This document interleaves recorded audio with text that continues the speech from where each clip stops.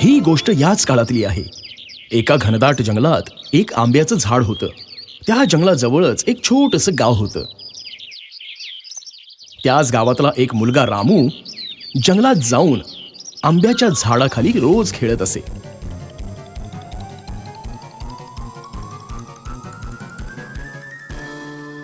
तो आंब्याच्या झाडावर चढून आंबे तोडून खायचा आणि मग त्याच झाडाखाली आरामात झोपून एक डुलकी घ्यायचा.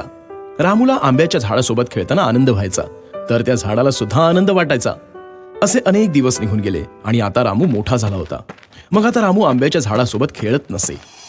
एका दिवसाची गोष्ट आहे. रामू चालत चालत त्या झाडाजवळ गेला. तो बिचारा खूप दुखी होता. चल रामू बेटा, माझ्यासोबत खेळ ना. झाडाने रामूला सांगितलं, मी आता लहान नाही राहिलो तुझ्यासोबत खेळायला. आता मी झाडांसोबत नाही खेळत. रामूने उत्तर दिलं, मला आता खेळणी हवी आहेत, पण खेळणी सुद्धा खरेदी करायला पैसे लागतात. रामू म्हणाला, क्षमा कर बाळा, पण आता माझ्याजवळ पैसे नाहीयेत.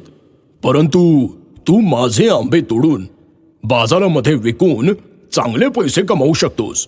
रामू हे ऐकून खुश झाला. रामूने झाडाचे आंबे तोडून ते जमा केले आणि आनंदामध्ये तिथून निघून गेला. परंतु नंतर रामू बरेच दिवस आंब्याच्या झाडाकडे फिरकलाच नाही. बिचारा आंब्याचं झाड पुन्हा निराश झालं. खूप वर्षांनंतर रामू आता एक मोठा मनुष्य झाला होता. पुन्हा तो त्या आंब्याच्या झाडाजवळ आला.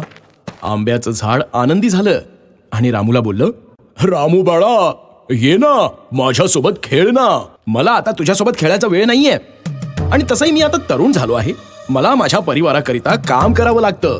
आम्हाला एक घर हवंय. तू काही माझी मदत करू शकतोस का? रामूने विचारलं. मला क्षमा कर बाळा, परंतु माझ्याकडे तुला देण्यासाठी घर तर नाहीये. परंतु तू माझ्या फांद्या तोडून त्याचं घर बनवू शकतोस.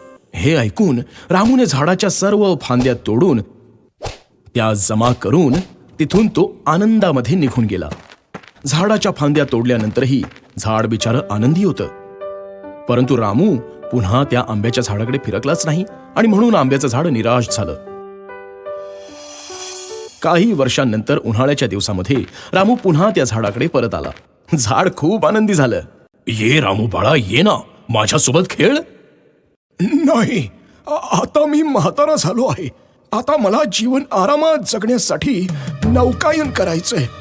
तू मला बोट बनवून देऊ शकतोस का?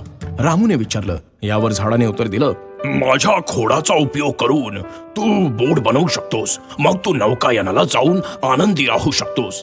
मग काय होतं, रामूने त्या झाडाचं खोड सुद्धा तोडून टाकलं आणि एक बोट बनवली आणि नौकायनला निघून गेला. मग पुन्हा खूप वर्षांपर्यंत रामू तिथे परत नाही आला. अशी बरीच वर्ष निघून गेली. शेवटी एक दिवस रामू तिथे परत आला. रामूला बघून झाड म्हणालं, मला क्षमा कर बाळा, तुला देण्यासाठी आता माझ्याजवळ काहीच उरलेलं नाही. आंबे तर केव्हाच संपले. रामू म्हणाला, काही हरकत नाही. आता तर माझे दातही नाही राहिले तुझे आंबे खाण्यासाठी. झाड म्हणालं, तुला खेळण्यासाठी आता फांद्या सुद्धा राहिल्या नाहीत. पण मी सुद्धा आता खूप म्हातारा झालोय. मला झाडावर चढता येणार नाही. रामूने सांगितलं. झाड यावर म्हणालं, माझ्याजवळ खरंच तुला देण्यासाठी काहीच उरलं नाहीये बाळा. फक्त ह्या वाळलेल्या मुळ्या आहेत माझ्याकडे. आणि आंब्याचं झाड रडू लागलं. आता मला कशाचीही गरज नाहीये. मी खूप थकलोय. मला फक्त आराम हवा आहे. रामू म्हणाला. झाड म्हणालं, मग ठीक आहे बाळा, माझी ही मुळं आराम करण्यासाठी सर्वात चांगली जागा आहे. ये बाळा, माझ्या जवळ ये आणि आराम कर. रामू खाली बसला. झाड आनंदी झालं आणि रडू लागलं. मित्रांनो, ही गोष्ट ऐकून आपलं हृदय भरून येईल की कशा प्रकारे एक झाड आपल्याला आयुष्यभर साथ देत राहतं आणि माणूस त्याची कदरच करत नाही.